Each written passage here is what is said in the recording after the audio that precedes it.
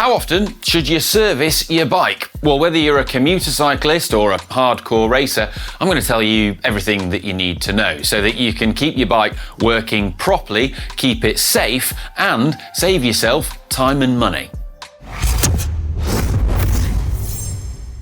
The first thing to say is that if you find videos like this useful and would like to support the channel, then please subscribe if you haven't already. It really helps us out, and well, share it with your friends if you've got any. Also, perhaps share it with that one mate that we all seem to have that always has mechanical problems. So, how often should you service your bike? Well, the short answer is it depends. It largely depends on what you ride, where you ride, and the kind of rider that you are. So let me break it down and explain to you typically what needs servicing and when. Now, many moons ago, I used to work in bike shops, so I have a good amount of experience of this. I also consulted our in-house mechanic, Adam, who is an absolute legend, and also my friend Steve Grimwood of Elmy Cycles. And we've all agreed upon talking about this that if you are a commuter cyclist, then the absolute minimum is that you should be servicing your bike every 6 months, either side of winter. In many countries, they salt and grit the roads in winter, and salt just absolutely eats bikes and their components and helps cause galvanic corrosion and rust. The other thing to consider is that winter conditions, the roads are often dirty, and that is also going to create more wear. Other things to consider are you might not live in a place where there's harsh winters, but say if you live near the coast. Coastal areas typically have salt as well from the sea, and often more sand. Salt and sand eats bikes. If you ride off-road, your bike's getting a lot more dirty from riding off-road, and it will require probably more frequent maintenance as a result of that too. Although mud, in our experience, is a lot less harsh in terms of wear than salt and sand. Commuters don't typically wash their bikes that often, but sports cyclists tend to wash their bikes frequently, and as a result, you can make the components last far longer. If you want to make your components last longer and ultimately save yourself money, wash your bike. So what are common issues and how to solve them? Well, a really common thing, especially when riding in winter, is the brakes take an absolute hammering and can seize up. So on rim brake bikes, the rear brake in particular takes an absolute hammering and just gets covered and gunked up with loads of dirt from the road. And this can cause it to seize so that the springs don't open and close as they should. This one's a little bit stiff and has, well, seen quite a bit of abuse. Now, you can take them off and give them a thorough clean and sort of bring them back to life a bit, but this will eventually cause that caliper to fail and it will need replacing. Again, this is something that can be mitigated just by frequent cleaning. You can also see on the front caliper here, there's actually some salt corrosion occurring on that spring as well. Which would just easily be solved just by cleaning it and rinsing it a little bit more often. The other big thing to notice on rim brake bikes is the state of the actual rims themselves. So over time, and this is something that is exacerbated by them being dirtier, you are actually wearing away at the rims. Eventually, this is normal. You have to replace them. It's just this happens much more quickly when they're dirty. Now, and you can check they're okay just by a visual inspection and with your fingers. If they feel like they've got really concave, then they probably need to be repaired. Some of them also have wear holes on. When the hole has disappeared, they definitely need replacing because the rim has become too structurally weak. On disc brake bikes, the calipers can get covered in dirt and gunked up as well. So this pin holds the brake pads in place, and if it corrodes, it can fuse in there and get everything stuck. And this is a problem that Steve says he sees quite often at the end of winter when customers bring their bikes in for a service. And a solution to this is to clean your bike more frequently, but also you can replace this solid pin for a split pin design as an aftermarket piece, and that helps alleviate the problem. The other thing that you should also just look at as well is your brake pad wear. Now, a lot of people never check their brake pad wear until they start to hear metal on metal, at which point then yes, things are bad. It's wearing out your components really quick. And so what you should just do is you can often eyeball it by looking inside the caliper itself. But if you want to have a more thorough check, you can just do what I've done, take the pads out, have a quick look, and you can see that these ones, there's still quite a bit of life left in those, although the left-hand caliper, the left-hand pad has worn a bit more than the right one. The next big issue is chain wear. Now again, this is something that's rapidly accelerated by just simply not cleaning your bike regularly. And the problem with chain wear is that once your chain becomes worn to a certain point, too much, it will also wear the cassette and the chain rings to it, meaning that they need to be replaced as well. And that's going to cost you way more money than just having to replace the chain. Now, it's common that people go to a bike shop for a service once in a blue moon, and then they're surprised at the sort of extra cost that they have to pay because the bike shop suggests to them, actually, we've just checked your chain wear and you're going to have to replace your cassette and probably your chain rings as well. They're hit with unexpected bills.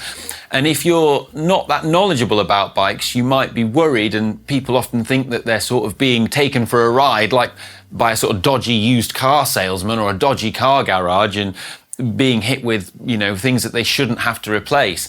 The reality is that in most instances, bike shops aren't doing this, and what they're saying is actually true. And it's easy to check as well. You don't need to be a qualified bike mechanic. You can just use a simple chain checker tool like this, and that will tell you that the chain is worn or unworn. Ideally, you should do that when the chain is clean, because dirt and gunk can actually space out the chain and give you a false reading. But I would highly recommend that everyone, even commuters, just invests in a cheap tool such as this Park Tool chain checker, which allows you to just, routinely monitor and check your chain wear so that you can stay on top of it. That way, your chain's not going to get too worn to the point where it's then going to destroy your cassette and cost you a lot more money. Things like this, inexpensive, really useful.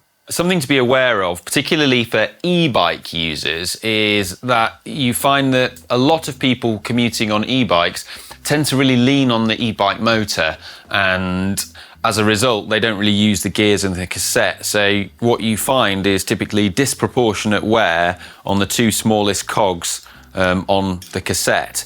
And the solution to this is, if you have an e-bike and you commute on it or ride it, just use the cassette, use the gears, and that way you're spreading the wear across the rest of the cassette. Now, on some cassettes, if one of the cogs is really badly worn, that can unfortunately mean that you have to replace the entire thing, which is a bit annoying.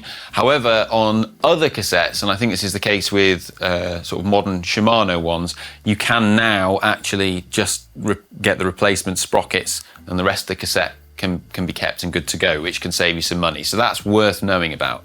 So a few of the common problems people typically have are just the gears not working properly, they're skipping, they're jumping, it's not shifting right, and this can be caused by quite a wide range of different things, but the most common things are one we've already covered, wear of the cassette and the chain. That's a pretty common one. If someone replaces their worn chain with a fresh chain, but the cassette is worn, it's going to skip. Other things are that the cables that run the gears are not working properly, they're worn, they've become stretched, and so the derailleurs aren't shifting properly. And the other most common thing is typically that the rear derailleur hanger has become knocked or bent, and that's thrown everything out of alignment slightly. These are all things that are easily fixed. The other big area that I wanted to highlight is just tyres in general. So it's important to stay on top of your tyres, because punctures are probably the most common mechanical that are gonna stop you in your tracks. Now, it's worth inspecting your tyres for big cuts and abrasions in them, so slices and cuts that can then get worse over time. But overall tyre wear is something that's quite easy to stay on top of, because tyres typically feature wear holes. So you can see one on my rear tyre here. It's this little mark. Now, most modern tyres have this. Once you can no longer see the wear hole, you've run out of tread and the tyre needs replacing. Pretty easy. The other thing to be aware of, though, is that if you don't ride your bike often, you might need to replace your tyres because of sun damage and UV damage. So what that typically looks like is this, where you can see on screen now, this tyre has become quite cracked and pitted, and that is just damage from the environment. Typically you see this on bikes that are left outside a lot of the time, and yeah, it's caused by UV usually.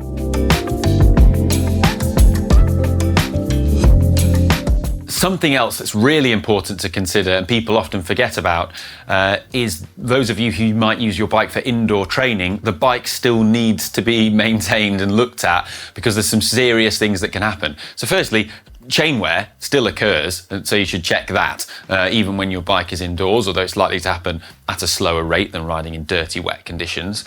And the other thing is damage from your sweat. So sweat's terrible. It contains loads of salt, and so that's going to cause galvanic corrosion as well. And a big area that you often get loads of sweat build up, and this is gross, under your bar tape. Now I've got some images we can show on screen of bikes that have been brought into Steve's shop that have had loads of salt build up. So if you're using your bike for indoor training, it's definitely worth checking under the bar tape, replacing the bar tape every 6 months, I would say, and removing any salt or anything under there, because it can just corrode and eat through your bike. Also in little areas like in bottle cage bolts as well, you can get corrosion there, and particularly dripping sweat into your headset and then into the bearings that are in the head tube here. It can cause them to fail too. So there's some of the common problems that people encounter. And we've also said that the bare minimum maintenance schedule is every 6 months either side of winter. But what would we recommend as a much better maintenance schedule? Well, it looks something like this. So on a daily or weekly basis, I'd recommend a quick wash or wipe down of your bike, and also check your tyre pressure. It's also good to quickly degrease your chain and lube it once or twice a week. Ideally more if you're riding in wet, dirty conditions. Once a month, it's worth inspecting your brake pads, your drive chain wear, including the chain, and also the general condition of your tyres. Keep an eye out for big cuts and damage. So every 3 to 6 months, depending on how much time you have, I'd recommend you first do a nice big, thorough, deep clean of the bike, but then also check that your cables are in good working order and haven't stretched too much if you have a cable-operated bike for your gears and brakes. If you have disc brakes, check that they've not become too spongy and require a bleed if they're hydraulic. Also check for things such as headset play, as that's something that can develop over time and affect the handling and potentially make your bike dangerous. The other thing is wheel trueness. Easy to check just by spinning your wheels, and check that your wheels haven't become bent and require truing in a shop. That's something that's pretty easy for a shop to be able to do for you if they have. And if you're running tubeless, I would also check the level of your sealant during this time and check that it hasn't dried up, as it does do over time. If you're using the new Silka sealant like this, they say that it lasts over 6 months, which is good. So then every year, I'd recommend you do a big service. And the best time to do this is coming out of winter, so that you're getting your bike all nice and working perfectly ahead of a nice spring and summer of riding. Now, for this, we're going to look at things like the bearings, the bottom bracket, the headset, the wheel bearings. It doesn't make much sense to, if your bearings have still got life in them, to replace them and put nice new ones in ahead of a winter where they're just going to get trashed. You're also going to want to have your cables checked for your gears and your brakes if you haven't done that before and they need replacing.